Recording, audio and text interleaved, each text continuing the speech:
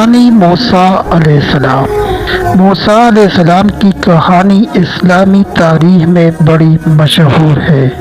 وہ ایک نبی تھے جو اللہ کی طرف سے بڑے معجزات کے ساتھ مبعوث کیے گئے تھے۔ موسیٰ علیہ السلام کی کہانی بے سروں کی تابعداری اور فرعون کے ظلم کے بارے میں ہے۔ وہ مصر میں پیدا ہوئے اور فرعون کے دربار میں پال بڑھے۔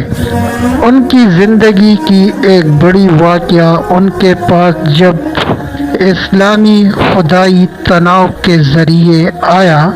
ایک دن جب موسیٰ علیہ السلام صحرا میں جا رہے تھے تو وہ ایک عجیب جڑی کے پاس پہنچے جہاں وہ ایک درخت کی روشنی کی طرف دیکھا۔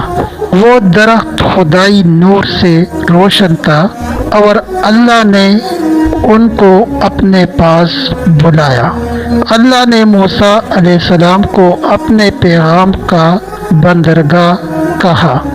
موسیٰ علیہ السلام کو کئی معجزات دیے گئے، جیسا کہ عصا کو سانپ میں تبدیل کرنا اور نیل کو بند کرنا۔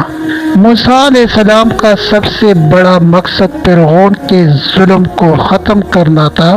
انہوں نے مصر کے لوگوں کو اللہ کی راہ میں ہدایت دی اور فرعون کے ظلم کے خلاف کھڑے ہوئے۔